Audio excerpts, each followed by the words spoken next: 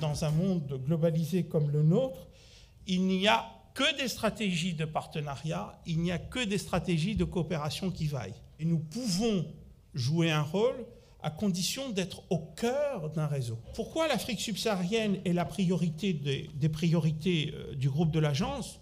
L'Afrique subsaharienne, c'est 850 millions d'habitants aujourd'hui, et en 2050, 1,8 milliard. Dans le même temps, la population urbaine va tripler. Et donc, nous sommes confrontés à la fois à des défis extraordinaires, mais également à des opportunités formidables.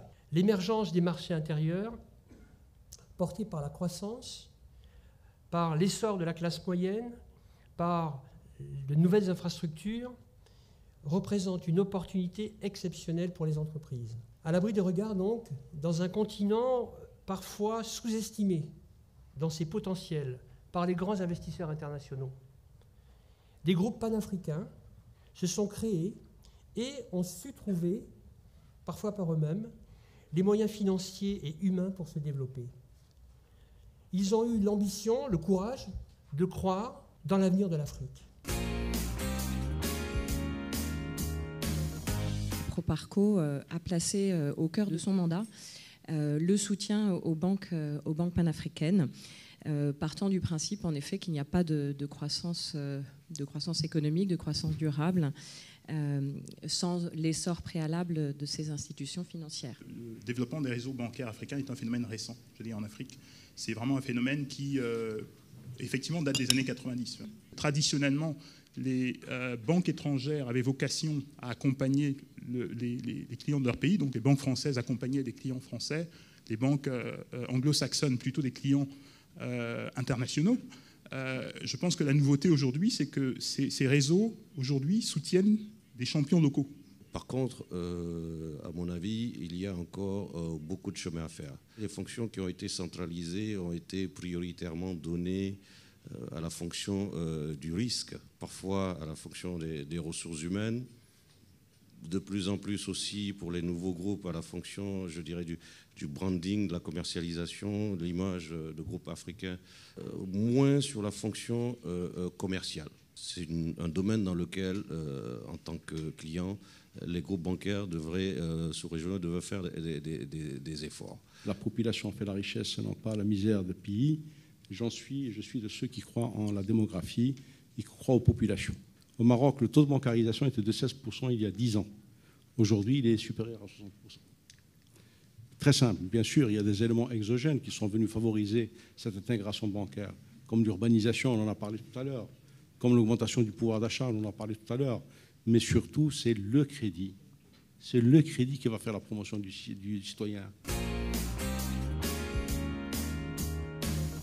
Les groupes panafricains sont également des vecteurs importants de développement durable.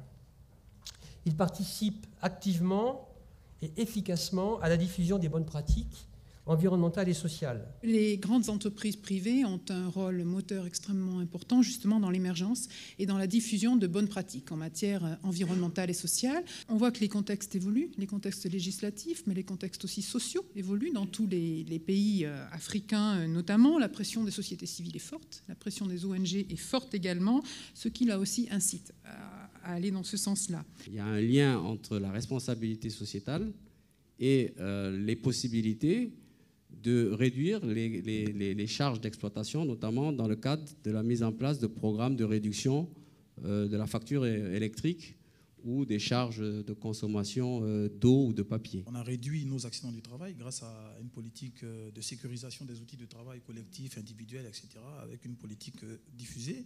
On est passé d'un taux de fréquence en accident de 26,9 à 8,56, ce qui est très intéressant dans la mesure où la moyenne des taux de fréquence dans ce secteur d'activité en Côte d'Ivoire est de 30,2. Sur la lutte contre le sida, on exhorte le dépistage volontaire des employés. Je dis bien volontaire. On est passé de 2755 personnes dépistées volontairement en 2008 à près de 9855 personnes dépistées qui connaissent donc leur statut sérologique. Et donc, en cas de séropositivité, nous pouvons traiter ces personnes si elles sont éligibles aux ARV. Ils sont bien entendu soignés gratuitement. Le paludisme aussi, la lutte contre le palud, on a des résultats palpants.